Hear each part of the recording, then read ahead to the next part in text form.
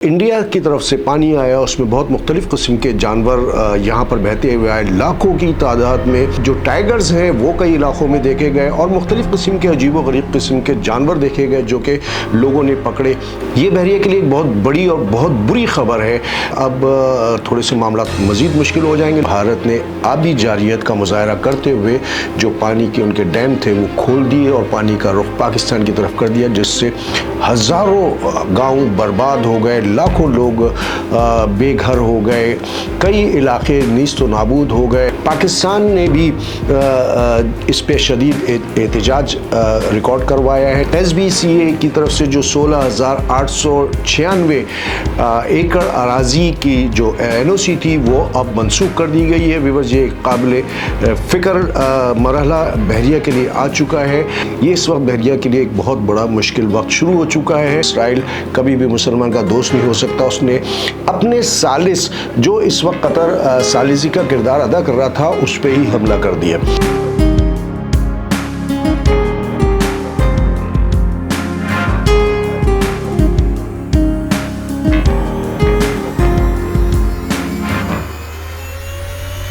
السلام علیکم، میں ہوں حسن رضا اسوانی۔ ویورز، امید ہے آپ لوگ خیریت سے ہوں گے۔ آج پھر کچھ 2-3 موضوع ہیں جو میں آپ کے سامنے لے کر آیا ہوں۔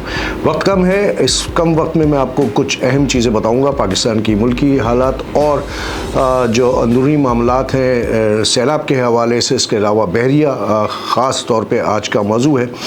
اس کے علاوہ اسرائیل اور قطر کی جو ایک مزید جنگ چھڑ گئی ہے اس کے اوپر۔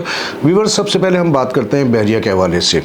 SBCA نے 19/9/2022 کو جو NOC بحریہ کو دی تھی اس کے پلاٹس کے حوالے سے، اس کی اراضی کے حوالے سے، وہ اب منسوخ کر دیے۔ یہ بحریہ کے لیے ایک بہت بڑی اور بہت بری خبر ہے۔ SBCA کی طرف سے جو 16,896 ایکڑ اراضی کی جو NOC تھی وہ اب منسوخ کر دی گئی ہے۔ ویورز، یہ قابل فکر مرحلہ بحریہ کے لیے آ چکا ہے۔ چونکہ بحریہ نے 460 ارب روپے جو کہ اس کو ادا کرنے تھے حکومت کو، وہ ادا نہیں کیے، اور چونکہ بحریہ کی مینجمنٹ کو 460 ارب روپے جو کہ گورنمنٹ کو ادا کرنے تھے وہ ادا نہ کر پائی، اس لیے گورنمنٹ اور بحریہ کے معاملات طے نہ پائے اور بحریہ کی جو NOC تھی وہ منسوخ کر دی گئی ہے۔ یقیناً اب تھوڑے سے معاملات مزید مشکل ہو جائیں گے، لیکن اب دیکھتے ہیں کہ آگے کیا ہوتا ہے۔ بہرحال یہ اس وقت بحریہ کے لیے ایک بہت بڑا مشکل وقت شروع ہو چکا ہے۔ آنے والے دنوں میں اللہ بہتر جانتا ہے کہ یہ اونٹ کس کروٹ بیٹھے گا۔ لگتا نہیں ہے کہ اب معاملات سیٹل ہو پائیں گے۔ ہو بھی سکتا ہے کہ کچھ معاملات آگے سیٹ ہو جائیں۔ بحریہ نے پہلے ہی اپنے بہت سارے جو ملازمین تھے ان کو فارغ کر دیا تھا۔ وہاں مینٹیننس کے معاملات بہت بری طریقے سے خراب ہو چکے ہیں، وہاں کے اور جو دیگر معاملات ہیں وہ بھی خراب ہو چکے ہیں، لیکن پھر بھی بحریہ میں رہنے والے جو لوگ ہیں، مکین ہیں، ان کو بالکل فکر نہیں کرنی چاہیے۔ ان معاملات سے ان لوگوں کا کوئی تعلق نہیں ہے، ان کا کوئی نقصان نہیں ہوگا۔ اب ہم چلتے ہیں دوسری طرف، پاکستان کی جو اس وقت کنڈیشن ہے۔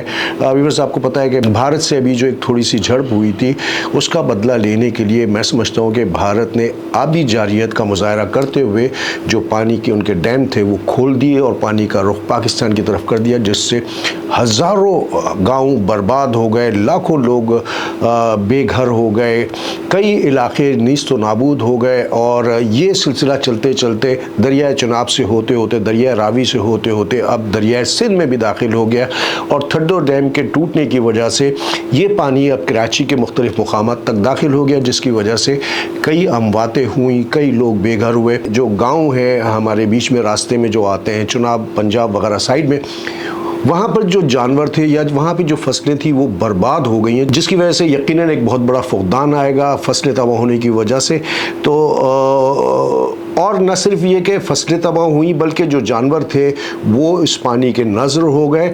اچھا ویورز، یہاں پر ایک بات اور بہت قابل ذکر ہے کہ بہت سارے علاقوں میں جو انڈیا کی طرف سے پانی آیا اس میں بہت مختلف قسم کے جانور یہاں پر بہتے ہوئے آئے، لاکھوں کی تعداد میں گائے، بکریاں، بھینس، یہ تو آئے ہی آئے۔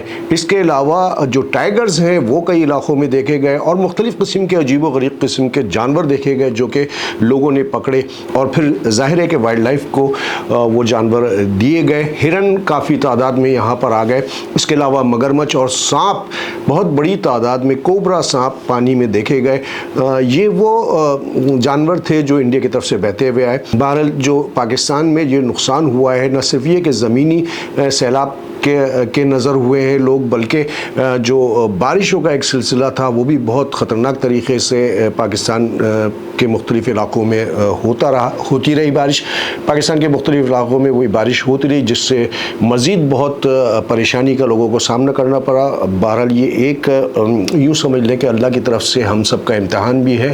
ہمیں اس کڑے وقت میں ایک ہو کر رہنا چاہیے. تیسری جو بات ہے اور تیسری جو خبر ہے وہ اسرائیل کے حوالے سے ہے. ویورز، اسرائیل کبھی بھی مسلمان کا دوست نہیں ہو سکتا. اس نے اپنے ثالث، جو اس وقت قطر ثالثی کا کردار ادا کر رہا تھا، اس پہ ہی حملہ کر دیا. تو یہ ایک بہت ایسی خبر ہے جو کہ مسلمانوں کے لیے بہت لمحہ فکریہ ہے. اس پہ تمام مسلمان جو ممالک ہیں وہ یکجا ہو گئے اور اٹھ کھڑے ہوئے ہیں. پاکستان نے بھی اس پہ شدید احتجاج ریکارڈ کروایا ہے. نہ صرف احتجاج ریکارڈ کروایا ہے بلکہ یہاں کے وزیر اعظم شہباز شریف صاحب خود بذات خود قطر گئے تھے اور وہاں کے وزیر اعظم سے ملاقات بھی کی اور اپنی طرف سے بھرپور تعاون کا یقین دلایا.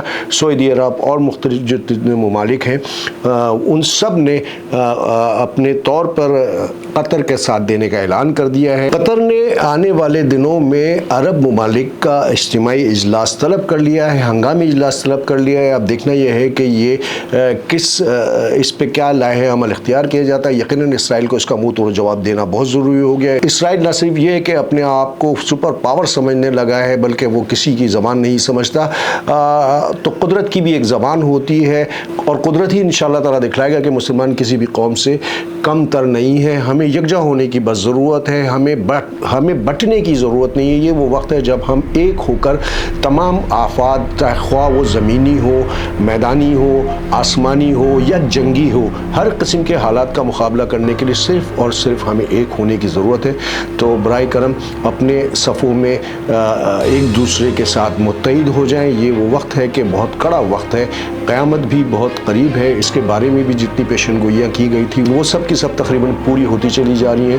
تو یہ وہ وقت ہے جب ہمیں اللہ کی رسی کو مضبوطی سے تھام لینا چاہیے اور ایک ہو کر تمام مشکلات کا سامنا کرنا چاہیے. اپنے ہوسٹ حسن عثمانی کو اجازت دیں. السلام علیکم ورحمۃ اللہ وبرکاتہ.